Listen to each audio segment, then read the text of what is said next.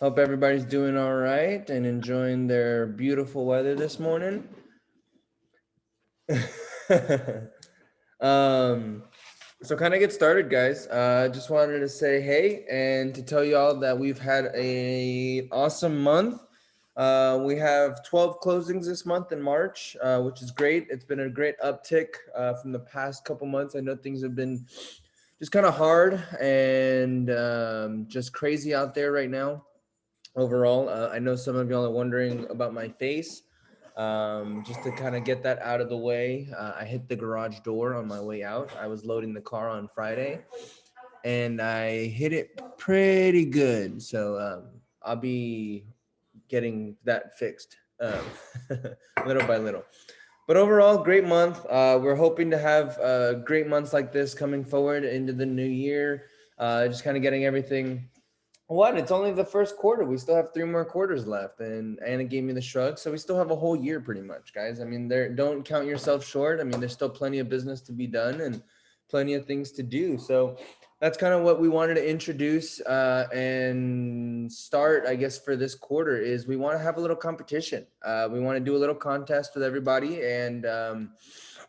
Kind of see what we can muster up from it. So for the next quarter, for quarter two, we're going to be doing a kind of a cash prize for whoever the person is that can secure and close the most sales. So for the top producer for the month or for the months of April, May, and June, second quarter, we're going to be doing a $500 cash prize for our top producer. Anybody who can close the most sales volume. That is going to be our goal. So if you guys are interested and want to keep up with that, just let us know. And what we can do is kind of every other week or so, we can maybe throw out a poll and kind of just showing where everybody's at. If that's cool with y'all, if y'all want to be open and transparent with each other and kind of motivate each other and say, hey, well, wow, Phil's doing this or Martin's doing that, or I'm at this point or I'm at that point. And I think it'd be really cool to kind of keep a leaderboard of who's pushing, who's getting what, and a kind of good motivation behind that. So let us know what your thoughts are on the kind of leaderboard thing, and we can kind of set up a way to kind of get that rolling. But I kind of like that.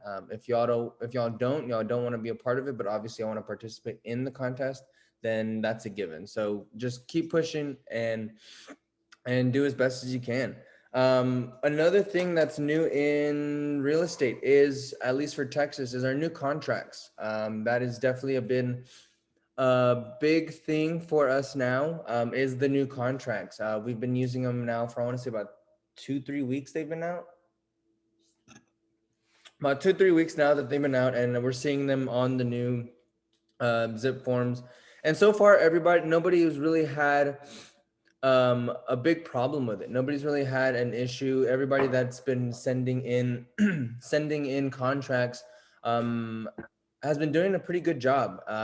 They're fairly similar. They're not horribly hard, but I do advise everybody to go back. We'll send out another link again, but to rewatch the training videos that we posted about the new contracts. It kind of goes over all the changes, all the things you need to know about the new contracts. But overall, they're very similar. Paragraphs have just changed sections in them, but nothing too crazy. And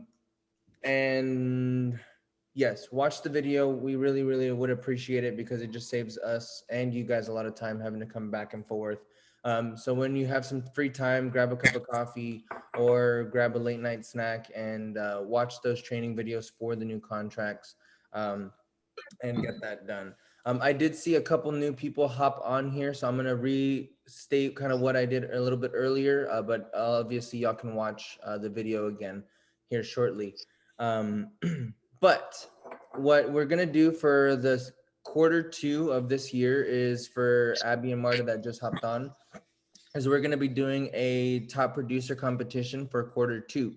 So for April, May, and June, the agent who produces the most sales volume will be getting a $500 cash bonus. So keep that in mind.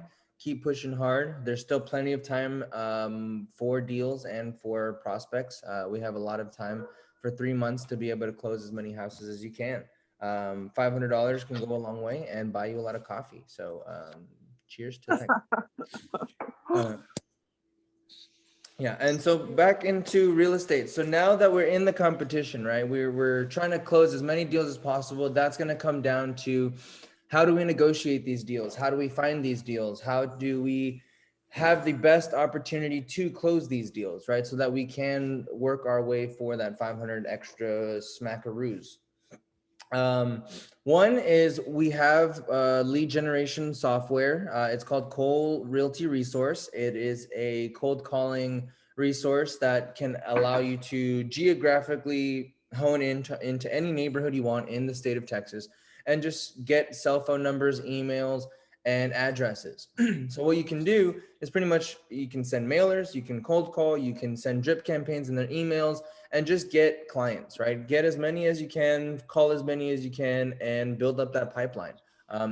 Tons of business still to be out there. It is a little bit crazy, but that's one great resource to be able to get more clientele and work towards that goal. Obviously, open houses are always a great opportunity.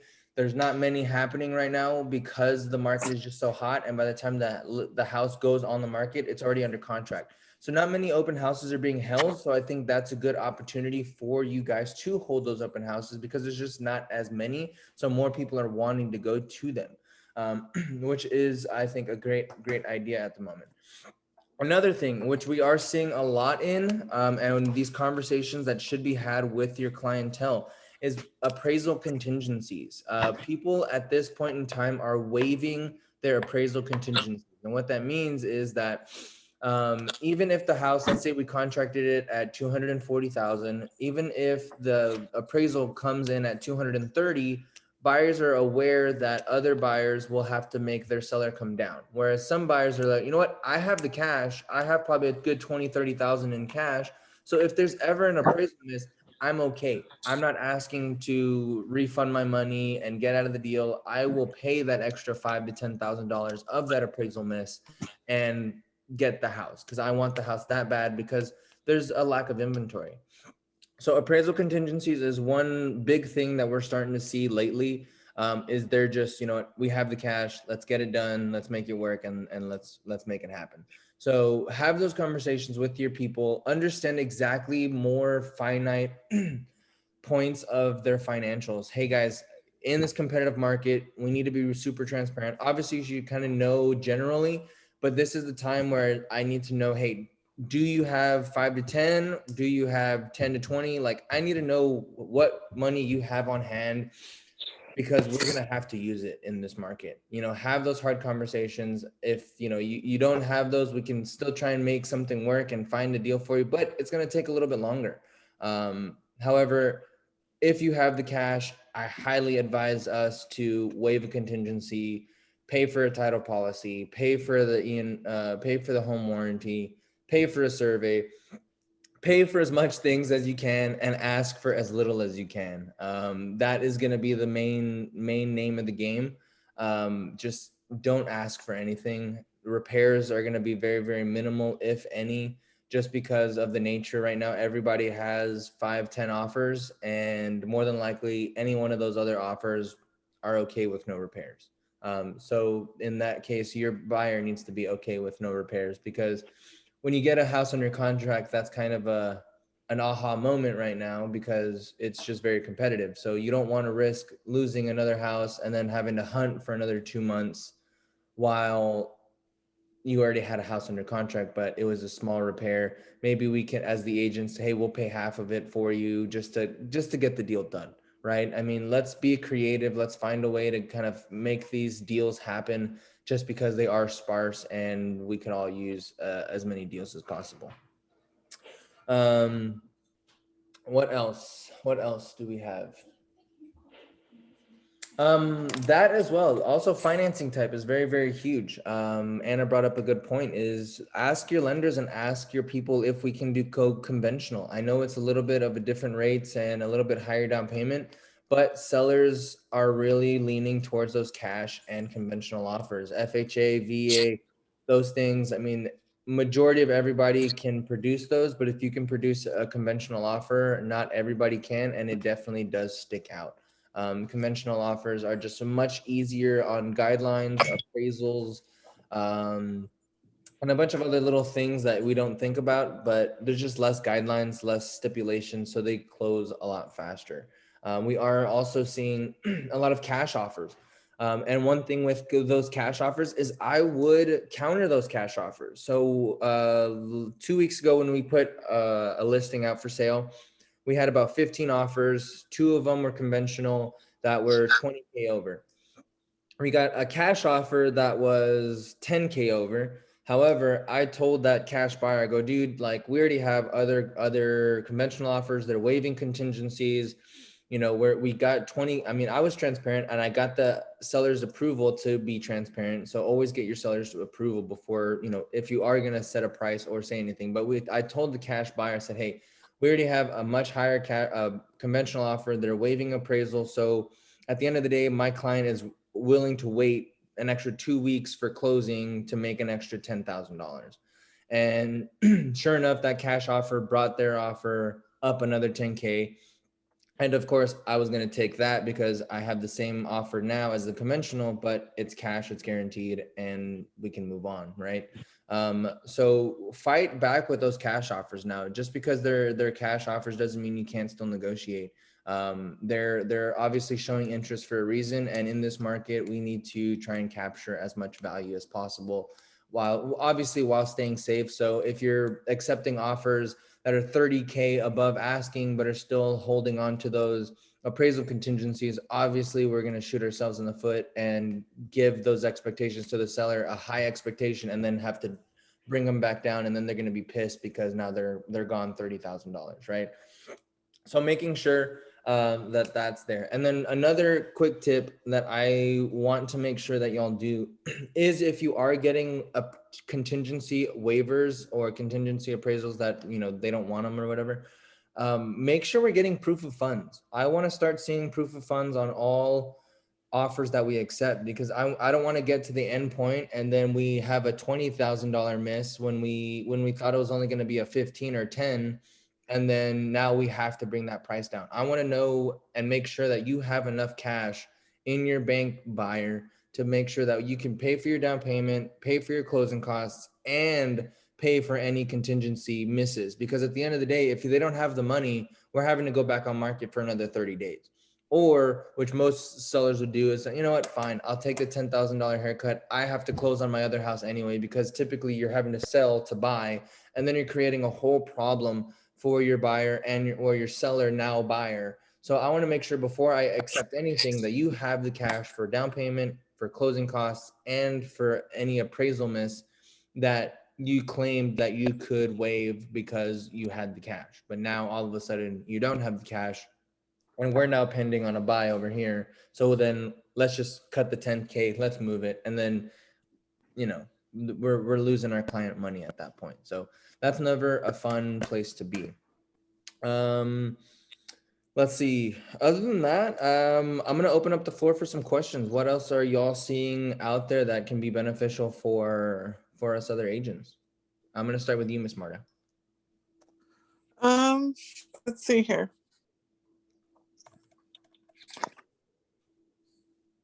Hello, I can hear you. Hold on. You Okay. can? I can hear you. Okay, good. You're saying what's beneficial, what's helpful? Just to kind of see how we can help each other get to, I guess, a top producer for the next quarter, so you can be in the running for a cash prize.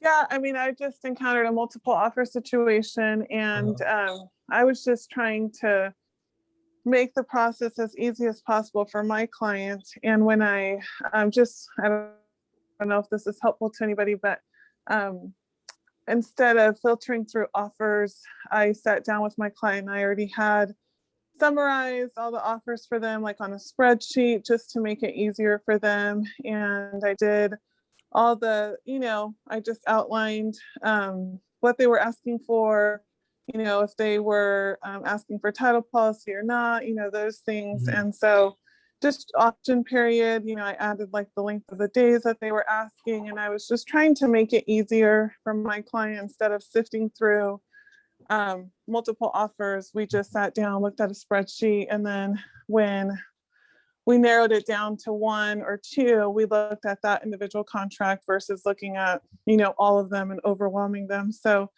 I don't know, if I put myself in their shoes, I thought, well, that's easier than filtering through a bunch of offers. So, but with a few strong offers, we did go back and say, is this your best and final? And a few of them did change their offers. So that was always, gave them a chance to come back in with a different offer to compete. So, I was learning through that, but it was a few takeaways that I thought were helpful. Just giving those other people a second chance to come in with their best and their final. So it was just constant communication. You just got to stay communicating with all your people, all your offers, and see, what your client decides upon. Yeah. Understood 100%. I mean, a lot of the sellers right now are getting bombarded. I know obviously you had to deal with this. I had to deal with this.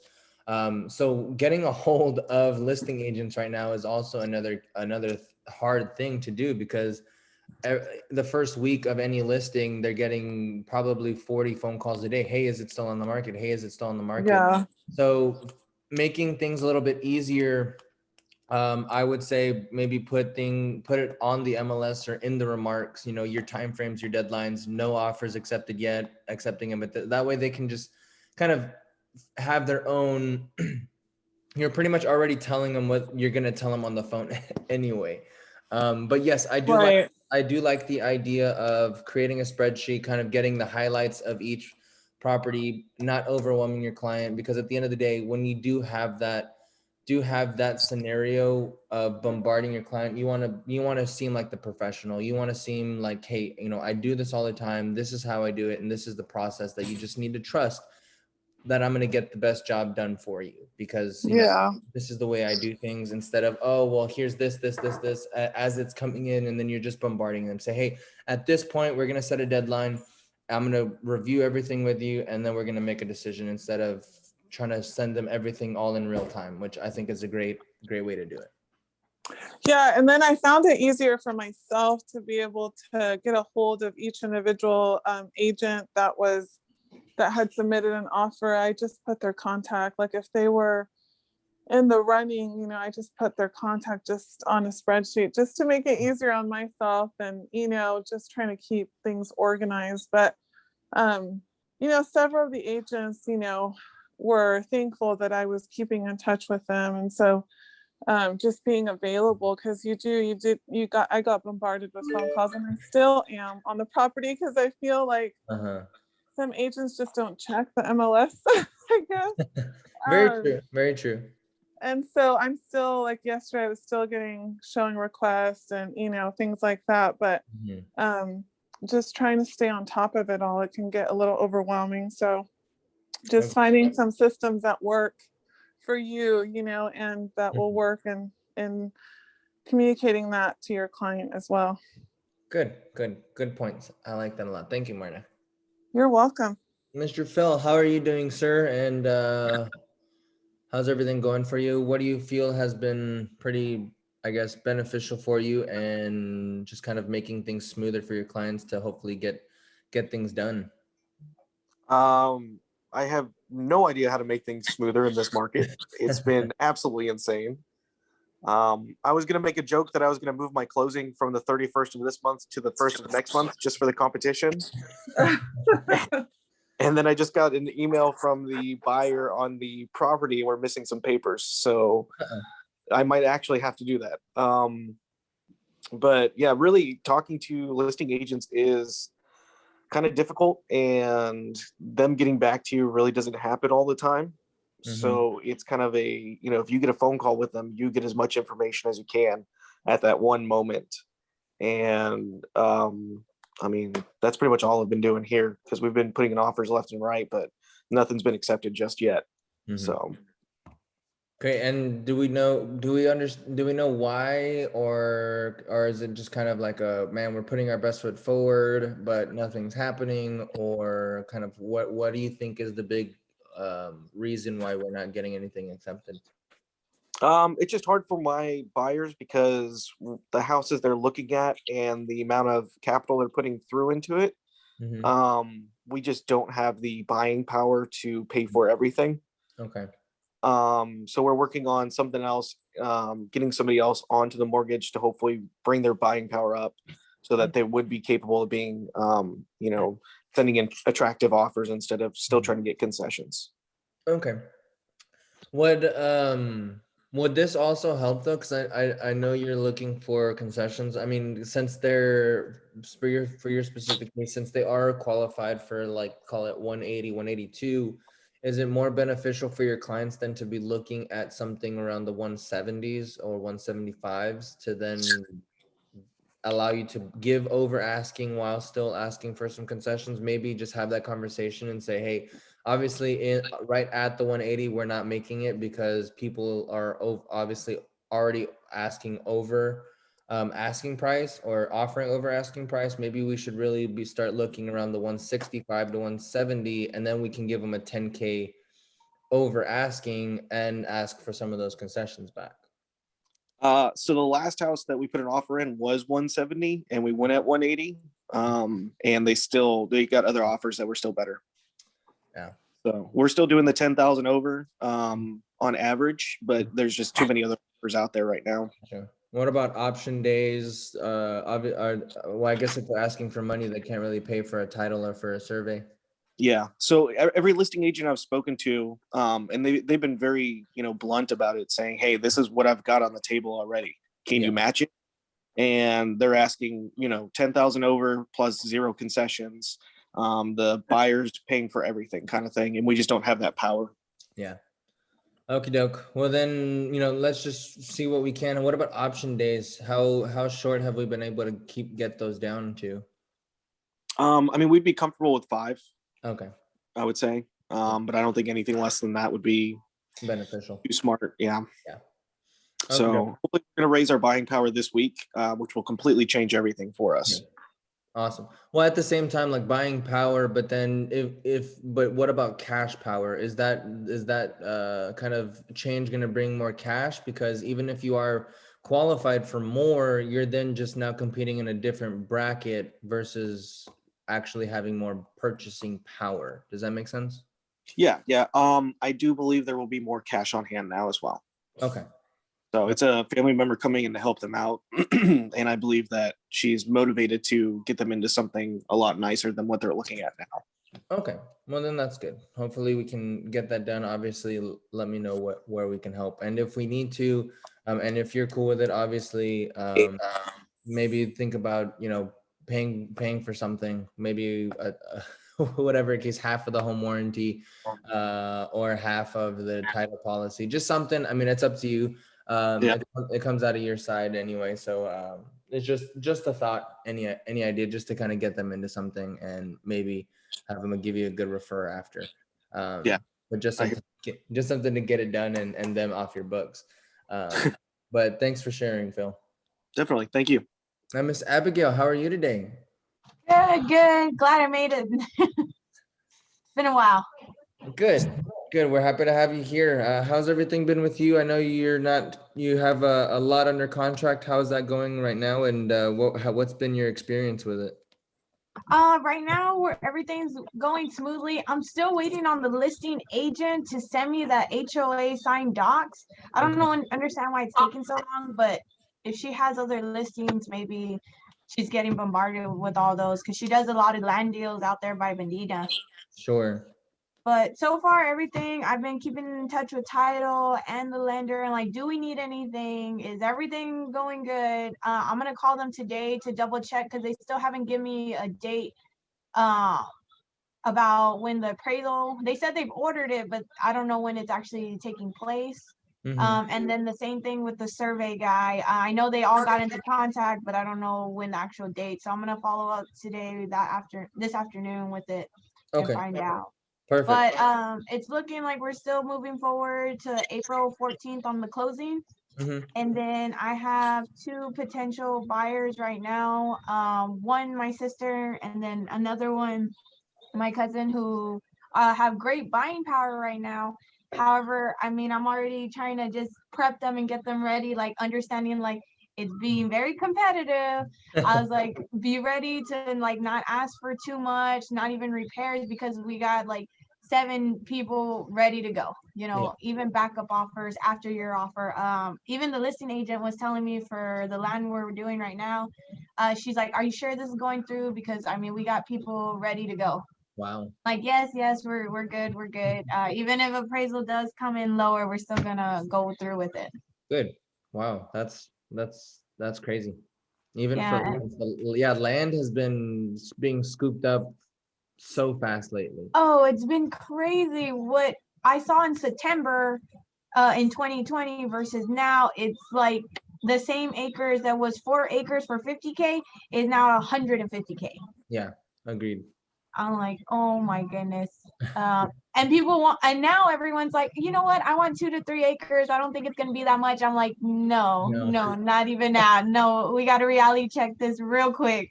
I was like, and I think too, with the migration of everyone moving to San Antonio, it's just getting so bigger that all the prices are going up. Yeah. From the people from Florida, everywhere just coming in. Yeah. Well, good. I'm glad you're having those conversations and kind of prepping your clients. Great conversations to have, and hopefully we can find them something sooner than later.